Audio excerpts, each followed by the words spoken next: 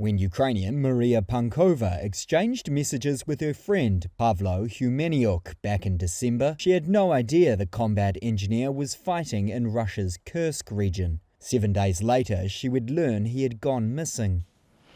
Well, we got a message from, it wasn't a commander, it's like one of the guys from the brigade, and he basically just sends this message like, it is the 6th of December, Novaya Ivanivka, they hit him by artillery, we cannot take his body, and like... 4 months on, she still follows social media in hopes of finding Humeniuk's body. But that hope is dwindling as Russia has retaken the area where he was said to be killed. When Ukraine launched its incursion into the Kursk region last August, it took the world and Russia by surprise. It was the biggest attack on sovereign Russian territory since the Nazi invasion of 1941. Kyiv's troops seized more than 500 square miles, but outmanned the area they were able to control quickly became a narrow wedge. It's more like complicated to believe that it was like worth it. And especially now we just like lost a lot in the last just like couple of weeks. Just a lot.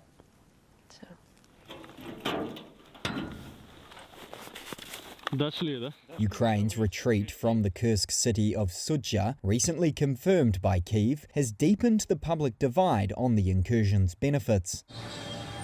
In a rehabilitation centre in Kyiv, soldier Oleksiy Deshevy, who lost his hand as he fought for Kursk, says he saw no logic in the operation.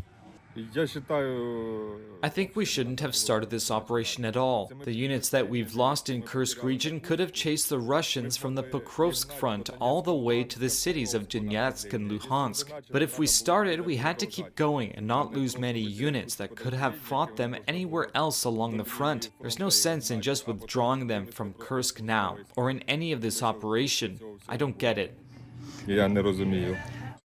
Ukraine used some of its top brigades, but the grouping was never large enough to be able to hold on to a larger area, as Ukrainian lawmaker Serhiy Rachmanin explains. From the very beginning, logistics was seriously complicated, because as we entered the Kursk region, we ensured sufficient depth, but we did not ensure sufficient width.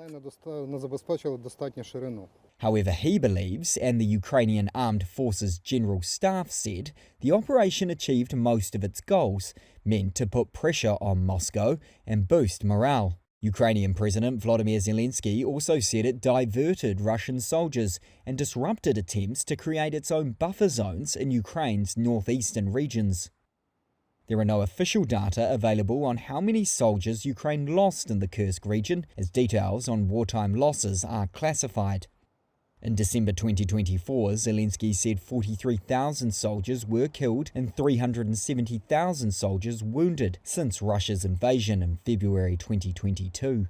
Russia's retaking of the Kursk region removes a potential bargaining chip for Ukraine as US President Donald Trump undertakes talks to end the war with Russia, which holds around a fifth of Ukraine's national lands.